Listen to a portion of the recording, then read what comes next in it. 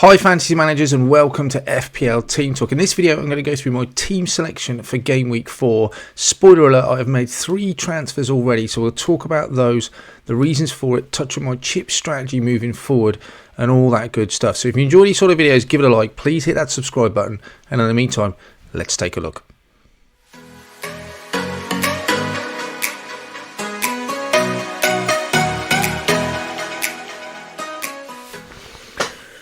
So let's have a look at how I got on in game week 3. It feels like an absolute eternity. In fact, it feels like FPL's been up and running for absolutely ages. But I have to pinch myself and remember it's only game week 4 that we're approaching.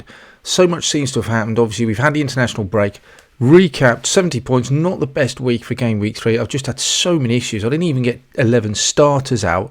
Slank, obviously, as a reminder, he was out. Hall didn't start. We were hoping he would after he played in the Forest EFL game, and Kunku, we all know the problems, and Konsa dropped, so it just wasn't a great week. Everyone had Haaland, so even captaining him wasn't the greatest result in the world, but still, still points. Eze was really pleasing. He went down in price, returns against Chelsea, and he's got a decent fixture this week, so I'm really pleased with Eze. It wasn't really a consideration taking him out, and no one else returned in that defence. Isak got an assist, Saka got the assist as well. I pretty much stayed where I was. Weekly rank was actually, I think, about 60 places different from my overall rank, which was a bit of a funny anomaly. That's the chances of that happening are pretty slim when you've got 10 million people playing. So, all in all, a week to forget. I haven't used any transfers yet, so I have got 3 still to play. Considered using a wild card. I have erred on the side of just using those 3 transfers for now. I can set the side up for the next 2 weeks, almost have a bit of a punt for the next 2 weeks, and then I think I'm going to wild card in game week 6. When hopefully with that transfer window is already closed, we know who's going to be playing. It'll be a bit more easier to predict some of the players, and there are some fixture swings. So that's the route that I've decided to go down. In the meantime, I have been hurt by Nkunku's gone down in price. The likes of Konsa, those 2 really hurt me. As they went down, that feels a bit harsh, but Smith Rowe's gone up, Rodgers gone up, Haaland's obviously gone up, but a lot of that will not affect any transfer value for me, whereas selling Nkunku will. So that's a pain. The way the team would be set up for game week 4 is that it's not the best, it's not the worst week, but a problem I have got is that Nkunku, Konsa and Slank are not guaranteed to play, and I don't even know if Hall's going to play. Then I've got Poro at home to Arsenal, not expecting much there. Ryan Saka with that difficult game.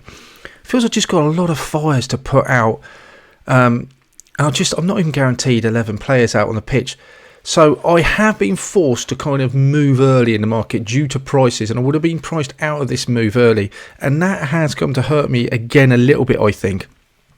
What I have decided to do was Hall, Nkunku and Solanke have all come out, and in I've brought Welbeck, Minte and Trent. Obviously Welbeck and Minte are not going to be sat on that bench, but they will come into the side. It's a great fixture this week and next week for Brighton. I've got Ipswich at home. I think it's Forest at home. Trent's got 2 great fixtures as well, Forest, Brentford. And I just think I want some Liverpool players in there. Trent's the one. I couldn't get to Salah without completely sort of destroying and dismantling the side. For the next 2 weeks, I have gone for that.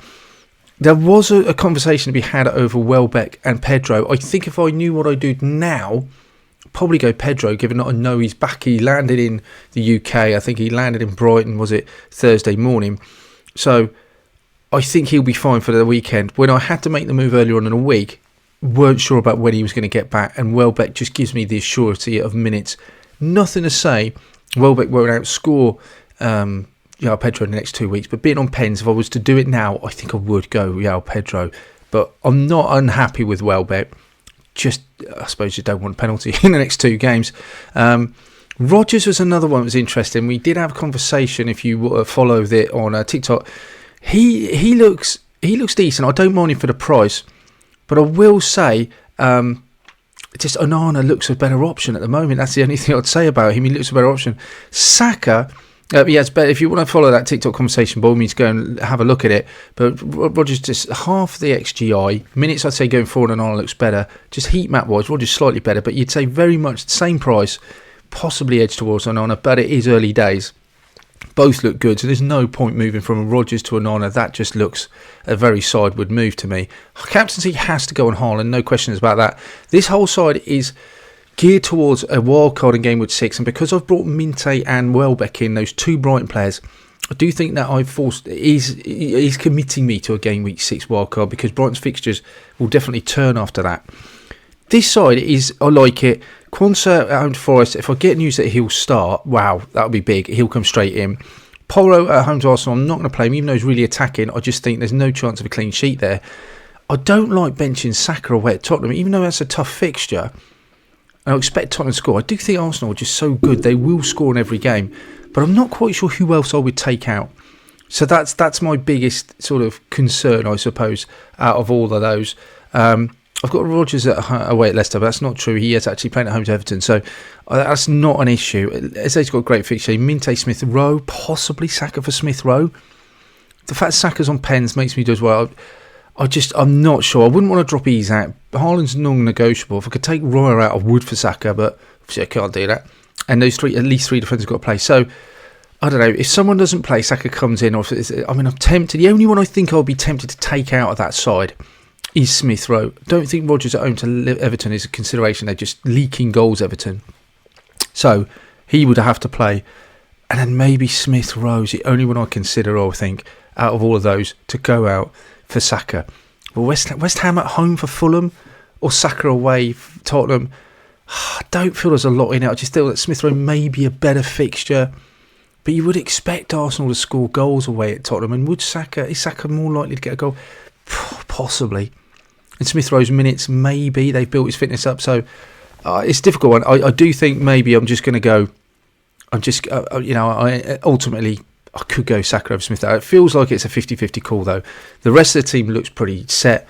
I'm pretty comfortable with it. I do like it. I would hopefully roll my transfer next week. So then going into my wildcard in game week 6, I'd come out the other end with a fresh side I don't need to tamper with for a few weeks. And I'd have at least 2 transfers moving forward.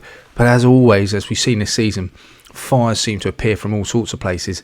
And no doubt something will happen on his side where something will need addressing next week. That's all for this one then, guys. Let me know in the comments below what your transfer plans are for game week 4 and what your chip strategy is moving forward. After this weekend, I'll come back at you with a watch list, team selection, all that good stuff. So enjoy and have a good weekend, guys. I shall see you on the other side.